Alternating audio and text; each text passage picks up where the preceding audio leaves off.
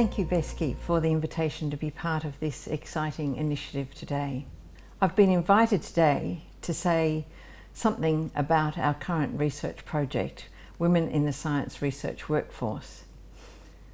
And before I share some of our major findings, I'd like to acknowledge my co-investigator, Professor Lynn Yates from the University of Melbourne, and our wonderful linkage partners, Biomedical Research Victoria, the Royal Australian Chemical Institute, and Science and Technology Australia.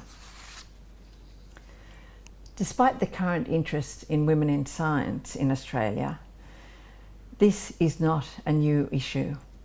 It is in fact a wicked problem that appears to repeat itself in successive generations of women in science. Over 2 decades ago, the Women in Science, Engineering and Technology Advisory Group argued that women remain seriously unrepresented in some specific disciplines of science, engineering and technology, and they are not well represented at the most senior levels in all disciplines.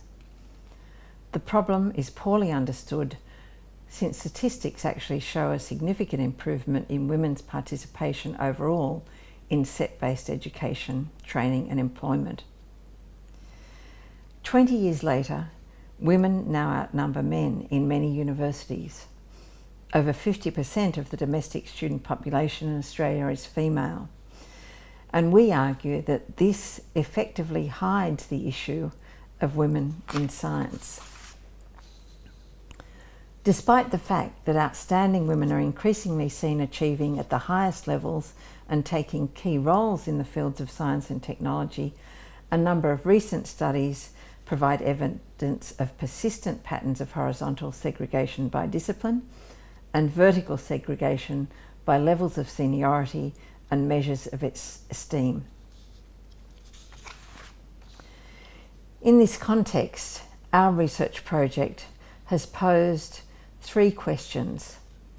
The critical questions for us are: what opportunities exist in science, in the research workforce, for whom, and in what professional contexts?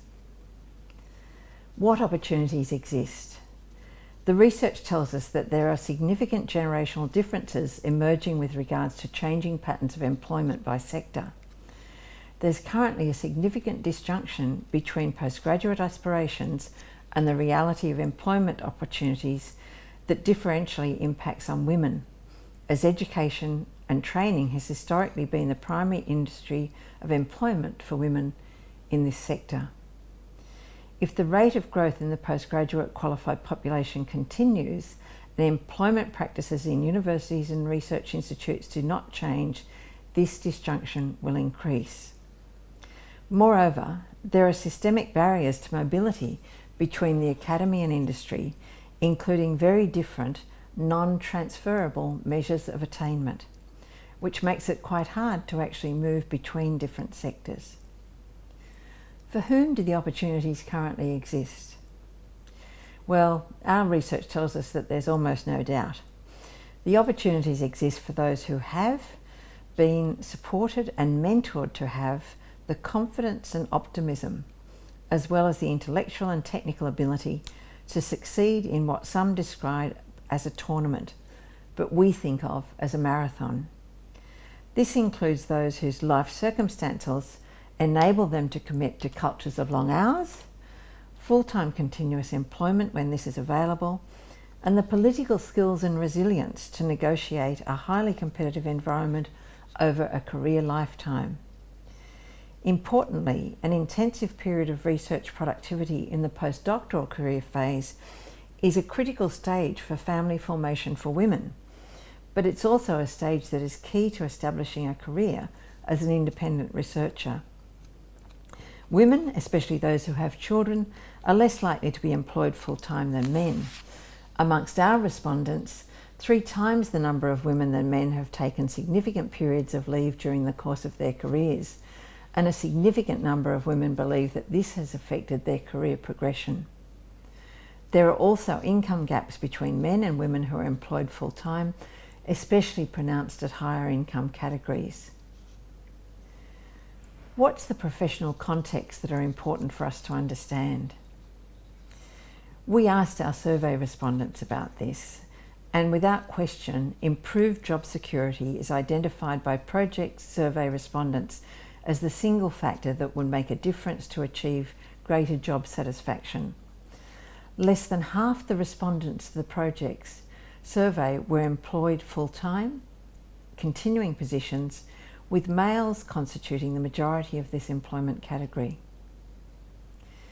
Patterns of women and men's participation differed by industry, with women predominantly employed in the health and education sectors and men in scientific and technical industries and manufacturing. Interestingly, women are employed in a wider range of roles than men, probably indicative of adaptive strategies to fit life circumstances, particularly in the mid-career phase. When I was a high school student, the headmistress at our all-girls school offered the constant mantra, "Girls, walk, don't run." She also encouraged us to take up careers as teachers or nurses, as those occupations accommodated marriage and family obligations. Over the years, I've often recalled and critically appraised this advice. But now I don't dismiss it as uninformed conservatism. Many professions, including the sciences, are geared to those who run, to the sprinters. The challenge that now faces the sector is whether we are ready to move from strategies that accommodate women who want to sprint like their male colleagues, to rather moving to strategies that recognise that there is value in diversity and that the marathon runner, the person who is running a different race with similar goals but running at a different pace, can be accommodated equally successfully. This will be a measure of our success. A critical premise for our research is that women who aspire to enter the scientific research workforce, who complete advanced tertiary qualifications, should be able to aspire to levels of achievement similar to their male colleagues. Given similar levels of capability, women's life circumstances should not be an impediment to their career advancement. When we can develop policies and practices that recognise this, the future of science in Australia will be secured.